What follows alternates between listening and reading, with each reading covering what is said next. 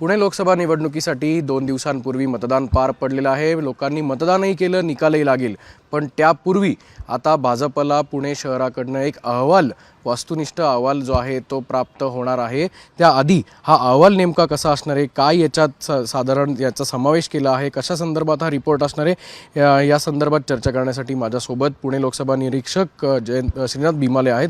काय नेमका अहवाल असणार आहे, हा कोणाकोणाची नावं या अहवालात असतील आणि काय कार्यपद्धतीने हा अहवाल प्राप्त होणार आहे? आमची कोर टीम केलेली असती, केंद्राकडनं डायरेक्शनप्रमाणे राज्य सरकार करतं आणि कोर टीमच्या माध्यमातून आम्ही 2 महिने काम करत होतो।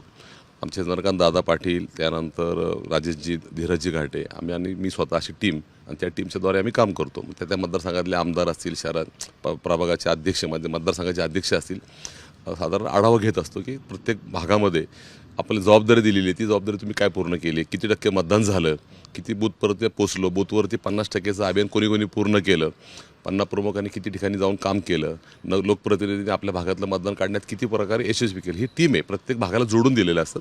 आणि मला आनंद वाटतो की केंद्राच्या डायरेक्शनप्रमाणे बावनकुळे साहेब असतील, देवेंद्रजींच्या माध्यमातून चंद्रकांत दादा आमचे प्रमुख म्हणून काम करत होते, धीरजजी असेल, राजेशजी असेल, आम्ही सर्वांनी जेवढी ताकद लावतील तेवढी ताकद लावून आपल्या कार्यकर्त्याच्या मार्फत पूर्ण योजना असतील त्यांच्या केंद्राच्या राज्याच्या करण्याचा प्रयत्न केला। आपण पाहिलं असेल मागच्यापेक्षा जास्त वेळी मतदानाचे पर्सेंटेज वाढले, ठीक आहे, कम्पेअर टू 5%, 4-5%, 6%।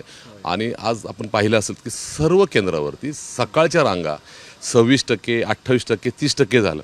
त्याचा परिणाम लोकांकडे अवेअरनेस होता, लोकांपर्यंत आम्ही पोचलो। ठीक आहे, सुरुवातीच्या काळात 2 महिन्याची निवडणूक असल्यामुळे थोडंसं लांबलं होतं, पण शेवटच्या काही 15-20 दिवसामध्ये सर्व कार्यकर्त्यांनी त्यांनी दिलेली जबाबदारी म्हणजे बूथच्या स्तरापासून 50 प्रमुख असेल किंवा लोकप्रतिनिधी असेल किंवा आमचे आमदार असतील आणि आमच्या शहराची ते प्रमुख केले होते। एक अहवाल बाबा की किती मतं मिळाली, आमच्याकडे एक वॉरियर्सची टीम होती, वॉरियर्सने 3 बूथ घेतले पाहिजे। त्या बूथमध्ये बाबा आपण सांगितलं होतं की बाबा लोकप्रतिनिधी असलं तर 50% पर्यंत तुम्ही तो अहवाल तुमचं मतदान झालं का, ह्या सगळ्याचं केलं आहे, समाधानकारक आहे, चांगलं मतदान झालं आहे। उन्हाचा तडाखा होता, त्यावेळी नेमकं ऊन कमी झालं आणि मला वाटतं यंत्रणा आमच्या सगळ्या लागल्यात, सगळ्या टेबलवर बूथ होते, प्रत्येक शाळेमध्ये आमचे पोलिंग एजंट बसले होते। हा आनंद आहे की जवळजवळ 2022-24मध्ये सगळे बूथ आमचे सकाळी 7 वाजता लागले होते। पण या अहवालाचं नेमकं महत्त्व काय आहे आणि हा अहवाल आपण कोणाला देतो? नाही, अहवालाचं महत्त्व म्हणजे की जी सिस्टीम केंद्र राज्याकडनं आलेली असते ती पूर्ण झाली का, बूथवर एजंट पोलिंग एजंट बसलेत का, त्यानंतर आमच्या केंद्रावरचे टेबल लागलेत का, त्या भागातल्या मतदारांना नेण्यापर्यंतची योजना झाली का, हाच अहवाल। हा काय सिक्रेट वेगळा नसतो बाबा, जो फॉर्मॅट असतो त्या फॉर्मॅटमध्ये कामकाज झालं का, हाच आहे। कुठलाही गोपनीय नाही, स्ट्रेट फॉरवर्ड आहे आणि सर्वांची म्हणजे चंद्रकांत दादांपासून तर सर्व 50 प्रमुखापर्यंत सर्वांनी राज्य सरकार केंद्र सरकारच्या डायरेक्शनप्रमाणे केंद्राची योजना असतील, राज्याची योजना असतील, पुणे महापालिकेचा अहवाल आणि त्या स्तरीने सगळ्यांनी प्रयत्न केला आहे। हा कुठला गोपनीय नाही आहे, पण बाबा मतदान किती टक्के झालं आता सर्व वृत्तपत्रामध्ये आलेलंच आहे की किती पर्सेंटेज झालं, कुठल्या बूथवरती आले, तसं आम्ही मूल्यमापन केलेलं आहे आणि असं काही सिक्रेट आणि काही नाही, पण त्या स्टेपमध्ये आहे आणि समाधानकारक आहे।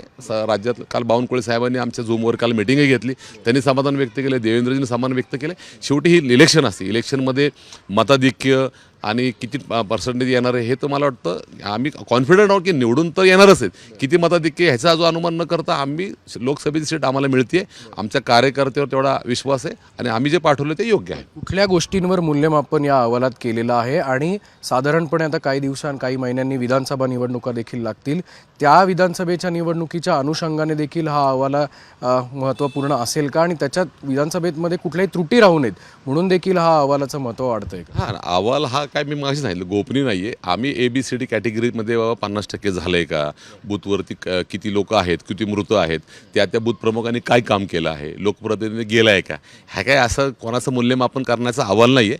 पण ह्याच्यानंतर येणाऱ्या विधानसभा असेल, महानगरपालिकेमध्ये की कुठं आम्ही कमी पडलो, कुठं आपल्याला मताधिक्य वाढलं, ह्याचं पण मूल्यमापन होतं राज्यस्तरावर, शहरावर आणि त्याचा नक्कीच आमचा फायदा पुढच्या विधानसभा असेल आणि महानगरपालिकेत होतो। त्याच्यामुळे हा स्ट्रेट आणि दैनंदिन जीवनातला ABCD फॉर्मॅटमधला आहे, त्यात काही गोपनीय, कोणाच्या त्रुट्या, कोणाचा प्लस मायनस काही नाही आहे। हा स्ट्रेट पाठवलं आहे, वी आर समाधानकारक आमचा अहवाल आहे। आपण बघू शकतो की संघटनात्मक जो स्तरावर हा अहवाल पाठवलेला आहे तो भाजपसाठी खूप अत्यंत महत्त्वाचा असला, दुसऱ्या बाजूला हा अहवाल जो आहे तो समाधानकारक असल्याचं निरीक्षकांकडनं सांगण्यात येत आहे।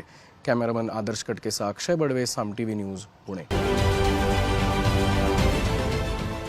देश विदेशातील प्रत्येक घडामोडींचे लाईव्ह अपडेट मिळवण्यासाठी आता साम टीव्हीच्या सर्व सोशल मीडिया प्लॅटफॉर्मला लाईक, फॉलो आणि सबस्क्राईब करा. तसंच सर्व नोटिफिकेशनसाठी बेल आयकॉन प्रेस करायला विसरू नका.